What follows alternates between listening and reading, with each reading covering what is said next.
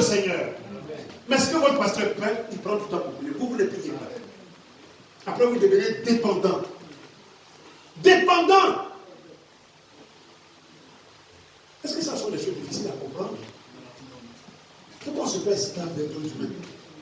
Paul dit, après qu'on ait été délivré de l'esclavage du péché, pourquoi qu'on soit esclave de quelqu'un d'autre? Mais il y a des chrétiens qui sont esclaves des pasteurs. Esclaves des pasteurs. Parce qu'ils ne prient pas chez eux. Pasteur, quand c'est Dieu t'a rien dit, Dieu va dire quoi? Dieu ne m'a rien dit. Dieu n'a rien à me dire sur toi. Ce que Dieu me dit là, il faut prier. Dieu ne m'a rien dit. Moi, je ne suis pas ton charlatan. Dieu m'a rien dit. Dieu me parle de moi, pas de toi. Il faut prier. Quand tu ne sais pas où Dieu se trouve, il faut prier. Des chrétiens qui aiment les marabouts. Quand maintenant le pasteur lui dit des trucs, elle va s'asseoir dessus, pourtant c'est faux. Elle va s'asseoir dessus. Elle va même conditionner sa vie avec ça. Dieu dit que le mari que tu as, ce n'est pas ton mari, il faut prendre un autre. Et puis lui, il te choisit son gars, il te le donne. Après, vous souffrez parce que vous n'êtes pas dans la volonté de Dieu. Si un chrétien prie, Dieu lui révélera toujours les choses cachées. Si un chrétien prie, il n'a pas besoin de consulter le pasteur. Le pasteur peut recevoir des choses pour lui, mais le pasteur ne va pas être celui qui va les recevoir de façon exclusive. Il faut embêter Dieu.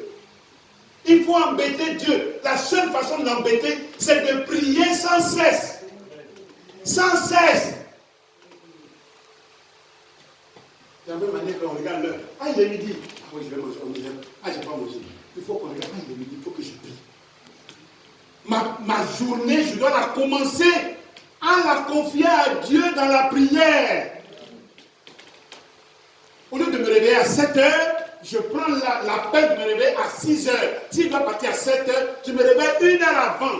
Si je suis un gros dormeur ou une grosse dormeuse, je mets le réveil. Et j'ai au moins 30 minutes pour parler à Dieu. Et quand tu finis de lire, quand tu finis de prier, tu prends le temps de prendre un passage dans la Bible, quel que soit le passage. Tu lis. Et c'est comme ça que Dieu peut te parler dans ton rêve. C'est comme ça que Dieu peut te parler dans ton cœur pour certains projets. Mais on se lève comme ça, on va au travail, on n'a même pas adressé une parole à Dieu. Au travail, on n'a pas le temps. Tout est, oh, Dieu seul sait, Dieu seul va faire. Dieu ne va rien faire. Parce que Dieu, c'est un Dieu de grâce, mais il ne veut pas qu'on se moque de lui. C'est ça.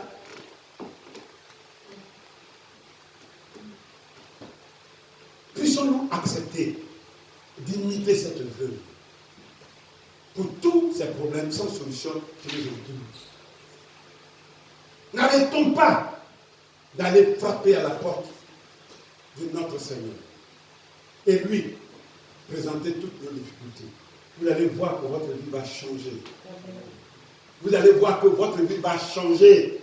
Mais bien, il n'y a pas un autre secret pour marcher avec Dieu. C'est le jeûne et la prière, la méditation de la parole de Dieu. Et nous n'avons pas une église comme les musulmans, à tel que nous, à tout moment, Dieu nous donne la liberté de nous adresser à lui à tout moment. Mais il faudrait qu'on ne fasse pas une journée sans nous adresser à Dieu.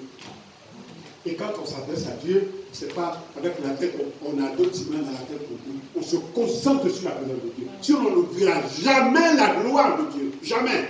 C'est impossible. Devant cette situation, donc comme je l'ai déjà dit, nous allons voir la capitulation du juge. Il va capituler. Le fait de ne pas le laisser, ça a été le moment de sa délivrance. Néanmoins, parce que cette veuve m'importune, je lui ferai justice, afin qu'elle ne vienne pas sans cesse me prendre pour la tête. Le motif égoïste évoqué ici par le juge est bien en harmonie avec son cynisme. Il n'y a rien de nouveau. Il avoue n'avoir ni crainte de Dieu, ni égard pour personne. Sa seule crainte, que la veuve ne vienne pas lui rendre la tête. Et le Seigneur, il nous fait tirer la leçon. Il dit ceci. Le Seigneur ajoute, entendez ce que dit le juge. Dieu ne fera-t-il pas justice à ses ennemis qui crient à lui jour et nuit et tardera-t-il à leur égard? Je vous le dis, il leur fera promptement justice. Mais la question, quand le Fils de l'homme viendra, trouvera-t-il la foi sur la terre? Dieu leur fera donc justice. Écoutons donc et faisons attention. Il ne faudrait pas qu'on laisse notre vie dans les mains de l'ennemi, que ce soit l'ennemi qui nous dirige. Ce que Jésus est en train de dire, mais crains le Seigneur, le Fils de l'homme viendra, te verra-t-il la foi sur la terre. Ça veut dire quoi? On croit qu'il est sorti du sujet, non? Mais si les choses charnelles, qui sont visibles, le travail, avoir une maison, avoir un travail, si nous n'avons pas suffisamment de foi pour avoir ça, comment pouvons-nous atteindre le ciel qu'on ne voit pas?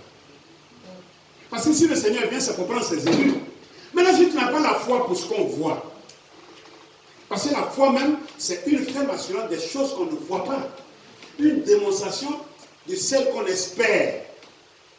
Alors, nous ne voyons pas le ciel, nous espérons aller au ciel. Mais entre-temps, nous nous entraînons dans notre foi à prendre la voiture qui est garée là, que je vois. Mais notre prière même n'arrive pas à me la donner. Mais maintenant, comment la prière peut me donner ce que je ne vois pas? Comment ma foi serait si forte pour gagner le ciel quand je n'ai pas suffisamment fort pour gagner le peu de choses qui est visible? C'est grave. Le Seigneur, il est désespéré. Il est désespéré. On a des problèmes sans fin. Parce que l'ennemi même se permet de bloquer nos bénédictions. Simplement parce qu'on lui en donne la possibilité. Puissions-nous nous réveiller un peu. Puissions-nous faire en sorte que cette année devienne une autre année. Parce que si nous prions, lorsqu'on a tapé, vous avez vu, on ne pouvait pas supporter les coups. Personne ne pouvait rien faire pendant qu'il tapait.